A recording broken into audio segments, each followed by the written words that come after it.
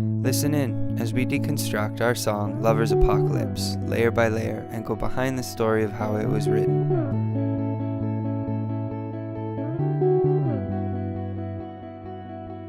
Hi, I'm Sync, one half of Bassline Drift. I'm the vocalist. My name is Kaylee Marks. I'm the other half. I produce the beats and the music behind a lot of our songs. Yeah, and we really co-write everything together. It's a group effort with composing and writing, so we're a great team.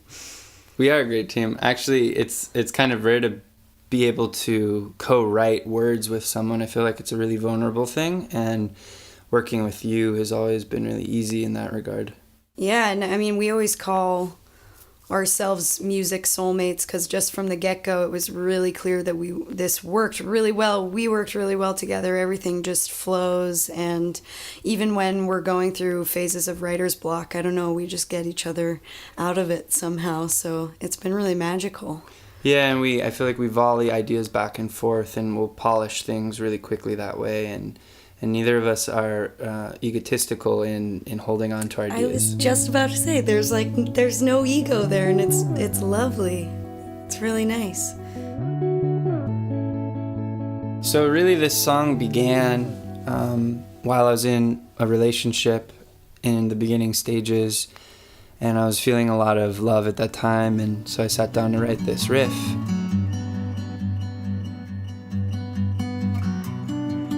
That relationship ended and the song became kind of sort of nostalgic, melancholy lullaby.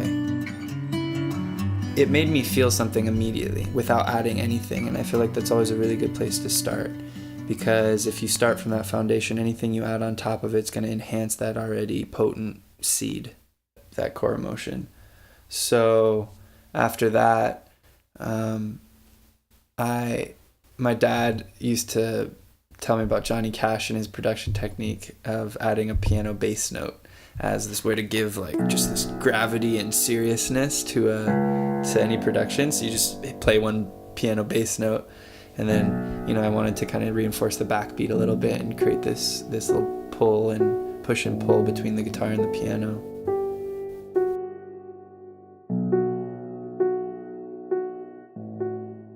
And to fill out some of the higher end frequencies and give it this sort of sparkle, I just played this harp preset and made this little arpeggio that kind of sits nicely on top of those three combined.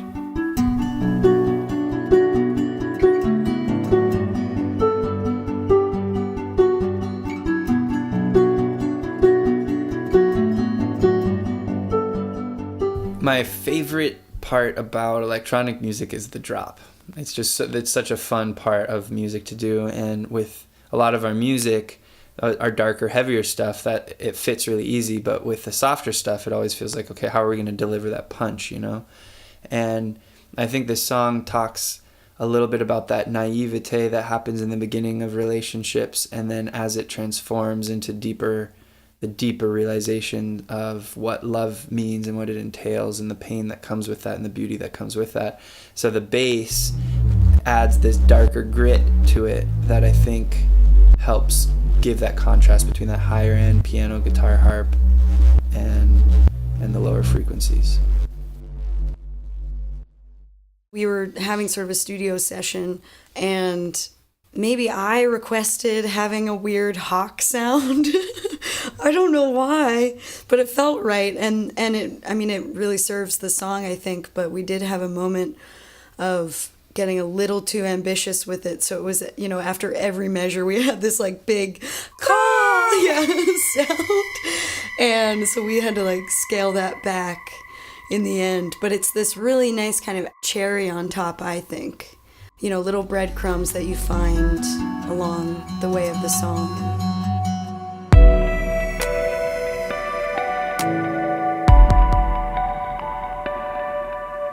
So I got a lot of inspiration from Taku on this beat, and I wanted it to be really sensual and intimate, and so using breath is a really effective way to create that mood, and I wanted to keep it still spacious, not too aggressive, and just something that would help give a floor to the whole piece and move it along.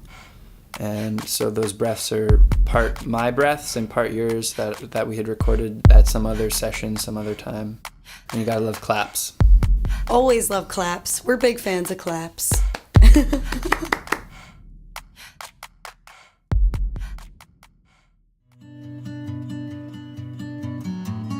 I was in Austin for a show, and you started playing this instrumental for me and sort of prefaced it as this other track that you were working on, and it was just sort of floating around and you didn't know what you were going to do with it. And I heard it and was like, can we please make this for Bassline Drift? I love this. And because, I was feeling the emotion of it right away too. I think it just is apparent right when the song starts. So I remember we were getting ready to go out somewhere that night, and I'm like putting makeup on or something in the other room, hearing this, and just the melody and really the lyrics to the first part of the song, like the first verse, just immediately started flooding into my head. If the world is gonna shift, at least I'm safe inside your arms. I always think that's a really cool experience when it just feels like you're this vessel and words are just flowing in and a melody's just flowing in. With silent whispers on my lips, a haven built in human form. And then after that, we had a more dedicated studio session where we really co-wrote those bridge vocals, and that's where the term Lover's Apocalypse was born. And we felt like when we came across that term, just in our writing process, it felt like, oh, okay, here's the kernel, to bring this all together. Here's the story. Hypocrites, fingertips, our own lover's apocalypse. No one can say that we're alone. It's always about what can you take away, and I'm really bad about putting way too much stuff in our productions, and you're always like balancing that out with like, yo, minimalize. And so, having that second yin and yang, yeah. So having that second verse be set against spaciousness, and so the guitar harmonics are just like a really nice pad for the words to sit more up front. Well, again, it's space, but it's swelling space. Yeah, I think of this song as like waves. Yeah. Ooh, that's a really good way of putting it. New discoveries every day. So once we had this concept of a lover's apocalypse, and it felt like there was this weight and depth to the context and the content, of the lyrics behind a melody that's very almost nostalgic. I was back in New York. We were still kind of working on this song, and the second verse lyrics started coming to me, and I was honestly using my grandparents as inspiration, because my granddaddy passed away, and just 3 months later my grandma passed away, and it felt like just one of those really monumental moments of these people who love each other so much and they feel so connected that they're, despite death, they're sort of intertwined. And so those lyrics about finding someone in the empty space and what if the world takes you away is really just talking about that concept of losing your loved one, and are you apart or are you still connected in some way? Don't cry, my love, don't be afraid. You'll find me in the end. The song sat in a sort of stagnant form for a long time. Didn't really know how to finish it. It felt a little repetitive. We just had the verse and the drop and the verse and the drop. And I wanted to add some color to the end, so I just overlaid electric guitar duplicating the riff, which always gives it some different tonal characteristics that are nice.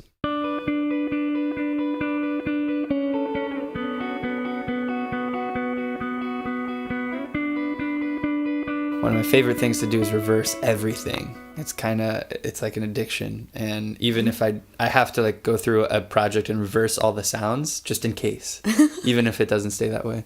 So yeah, there's a ghost image behind that ending. And I remember a different melody kind of popped out in my head. So I quickly, like I usually do, sent you an off-key voice memo of it probably. I love those. They're my favorite when I receive them. Don't judge me, Sync. and yeah, so I recorded that part down, sent it to you, and that gave the end a little bit of a distinction. Yeah, and I think also just adding this male voice kind of creates it just finishes the partnership too, you know. We start with this female voice, and suddenly at the end we have these harmonies of two people, and it just adds so much depth, I think. I will see you again. That's really amazing, actually. I never thought about it like that, but it is like a joining of those two forces, because I don't sing anywhere else. I mean, we had tried a couple times for me to lay down some harmonies, but it never felt right, but at the end it really works. And that is so interesting to me, like doing this in-depth look into the song and talking about it is actually accessing more truths within it that we didn't even quite know, and that's what I love about art. It's just so beautiful. So the crazy twist to this song is just that life, you know, as it does, took over, and things change, and our reality changes. And so I, in the middle of this process, lost somebody very near and dear to me. And it really kind of blocked me from being creative for a long time. And there was a good 6 months, I think, where we were almost done finishing this album, but I didn't have the emotional capacity, I didn't have the energy. It felt really hard to create. And finally, Kaylee came to New York. We were playing a festival. You just had this really great idea, and it was strange. Again, musicals, soulmates. You said, I think it would be really cool if you recorded a voicemail to this person that you've lost. And I knew you were gonna say that to me, and I was like, no, I don't want to do that, but I know I have to do that. It felt like, yeah, this is right for the song.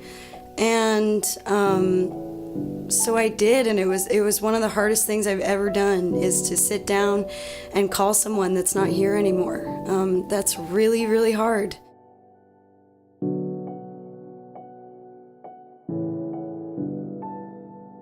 It was like an amazing honor, and I took it really seriously to get to work with such potent content. Like I felt bad even asking, but we have that kind of friendship where I can at least throw the idea at you. Right. And I was really like happy that you were down to do it. And when you sent it over, it was like really intense, chopping up the voicemails and deciding where to put them in the song, and it gave the story this immediate like goosebump factor. And I mean, it's real. It's not just a song anymore. It turned it into something that I think is art, and that was a gift from you to the song. And the whole process was just like so long, and so many evolutions and changes in it, and for it to finally find this home in your process was really beautiful. I think the really difficult thing about making art is especially when it's your personal life coming into play, is that you're trying to make this infinite feeling feel finite, or you're turning it into this finite piece. And so the voicemail was really difficult. Just recording the voicemail was hard, but then feeling like this is a non-stop, infinite, just multi-layered feeling of mine that I'm turning into a two-dimensional soundscape of some sort. It's tricky. It makes you feel, or at least it made me feel weird, and I still can't really describe how, but I think it was so important to the song, and I'm really glad it's in there. Through doing the voicemail recording and putting in the song, we realized when I came up and visited you that there was this whole space that could be created before the last drop. And I wanted to strip everything down, and my favorite part of recording is the layered loop. And so we found this riff that by accident, while we were rehearsing for our show, found this other part, and it's this almost like innocent, hopeful side. All of a sudden it like shifts the mood of the song. It gets a little like happier, and then it drops into the full thing, which has more guitar backing up the drop and just filling it out. And we layered those choir vocals, those oohs, to give it that sort of angelic and more soulful sound.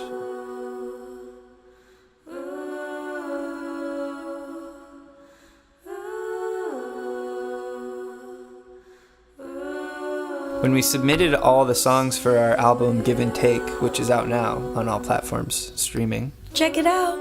we were really unsure whether or not Gravitas would want to put out a softer song like this, and they've done that for us in the past, which is just a testament to their pushing the boundaries of electronic music and spreading good music and doing good things with good music. But we were very relieved that it made the cut because it's so potent. Thanks for listening. Now, here's our song, Lover's Apocalypse. Hi, little one. I've been writing my dreams about you down so I don't forget, but they just keep making me feel so sad every day. And I just wanted to tell you that I love you so much. I don't know what I'm gonna do without you. If the world is gonna shift,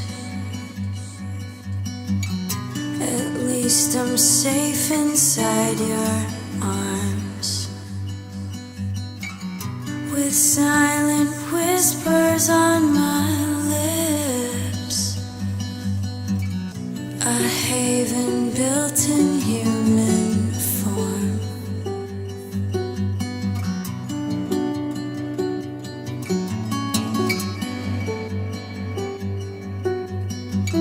Together, but we're still alone, forever restless in our souls, hypocrites, fingertips, our own lover's apocalypse. No one can say that we're alone.